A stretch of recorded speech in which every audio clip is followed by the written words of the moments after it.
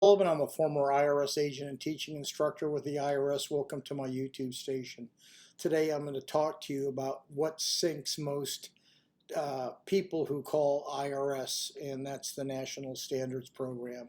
And if you don't know the National Standards Program, you're not going to have any success with the Internal Revenue Service.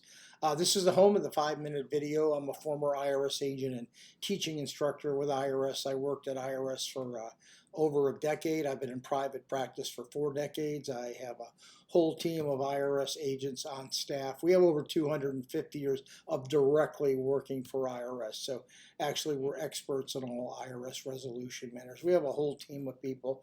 I've been on the national news a bunch of times. You can see all this stuff on 777irs.com. So what I want to talk to you today about is the IRS National Standards Program.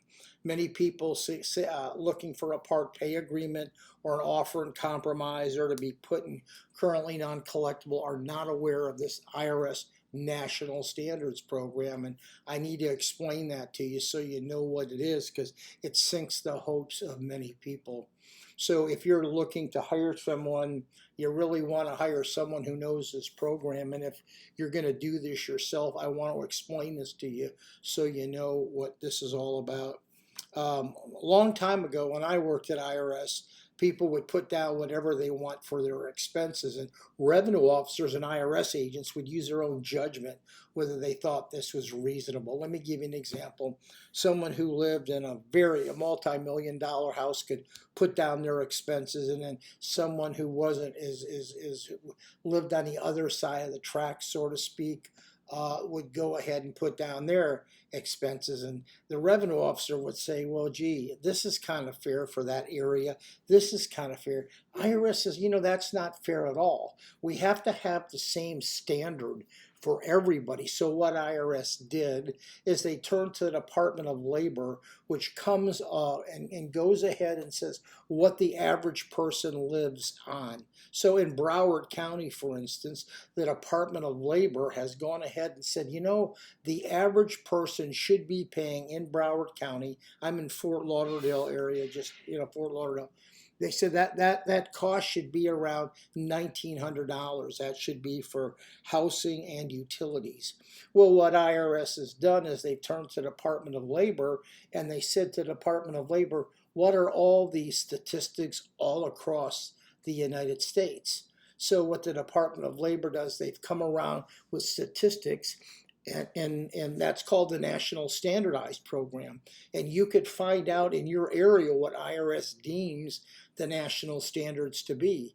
And this is how they come down to that. If you Google IRS National Standards for Food and Clothing, IRS National Standards for Housing and Utilities, IRS National Standards for Car Expense, IRS National Standards for owning a car, ownership car, you will find out what IRS is going to allow you to live in that area. Well, here's the problem.